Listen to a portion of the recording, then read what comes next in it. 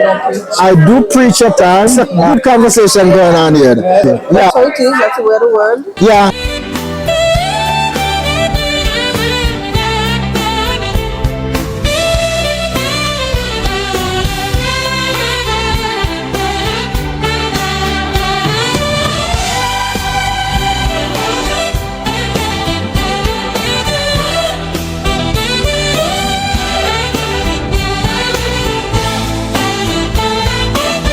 I've Time. been there already, you know, in the winter just to Yeah. experience it, but I can't manage how. But in the summertime, It's lovely. Canada is And beautiful. the spring too. The spring is beautiful. Yeah, the spring. In the Because I fall. like when the leaves are changing. Oh yeah, beautiful. I have pictures of the fall. The leaves turn yellow. Yeah. Oh, just it's so beautiful. You go to Yeah, church up there? yeah. I go to church up there. Okay. I do preach at times. Good conversation going on here. Yeah, I do preach on occasion, and my group is having a program, and I would allow my group to do the program, and I will allow them to choose what they want to do for that program. I'm an Adventist. That's why I'm quizzing you because I am. You can't miss this.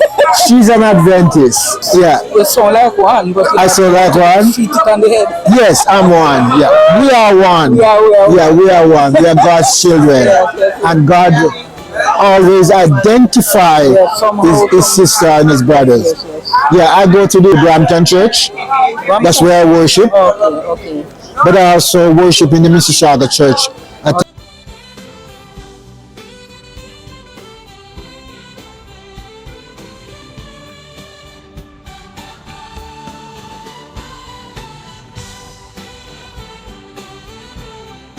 And anyway, she went away.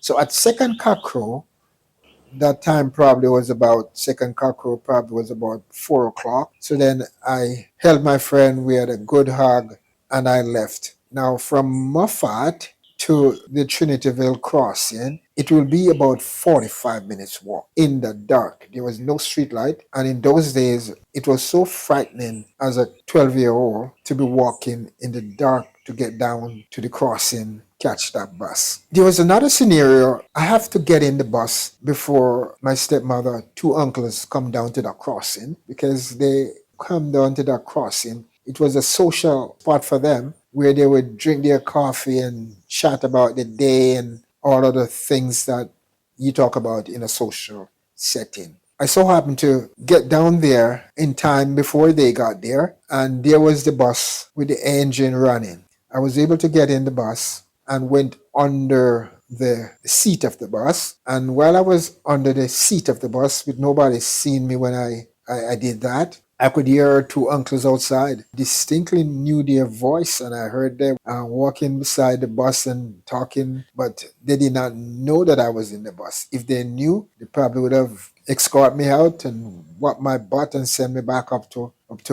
Moffat. It was a joyful time that morning when the bus just drove off. I was praising God, knowing that I'm on my way to my aunt. I asked the conductor to announce when we come to York. Yeah, when they come to York, she announced it. It was called out York. I got off the bus, went up to my aunt's place. Did not know specifically where she lives because it was only the one time I've been there, and that was when my father was leaving for England. So I keep on asking each house, and they instruct me as to how to get to my aunt's house.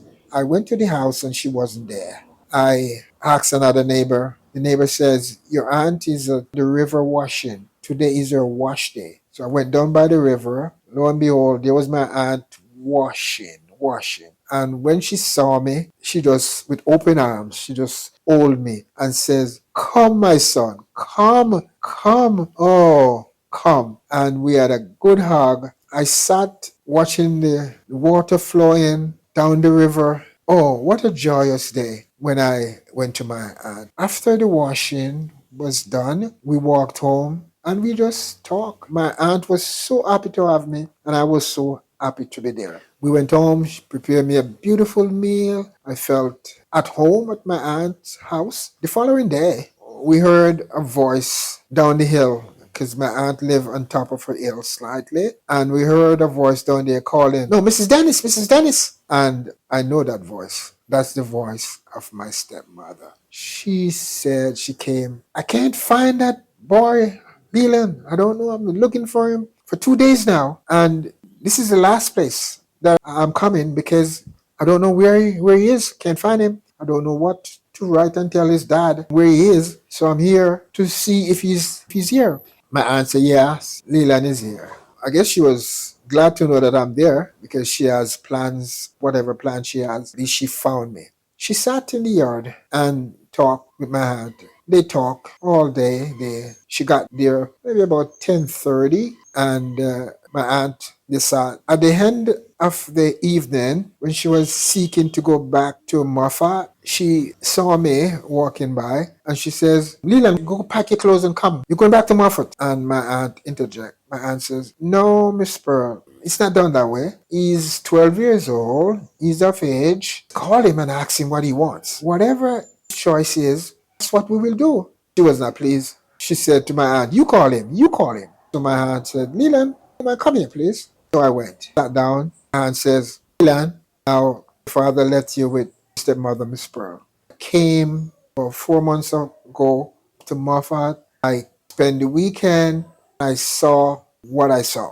Miss Pearl is now here to take you back to Moffat. What do you want to do?" He says, "Aunt, I don't want to go back. I don't want to go back." And she turned to my stepmother. She said, "Miss Pearl, you hear what he says?" And she said, "Yeah, I heard, but I want to take him. I want to take him back." My aunt says, "No. As I told you before, we're going to ask him, and whatever choice he make, we will grant him his choice." She was very displeased, and I went back to the other side of the house because I didn't want to get any trouble with her. And she left. As she was going down the hill from my aunt, you could hear her grumbling because now she has lost her babysitter. My aunt wrote to my father in England asking him to send resource to help me to finish my education. My father wrote back and says, "No, I'm not supporting him while he's with you down there.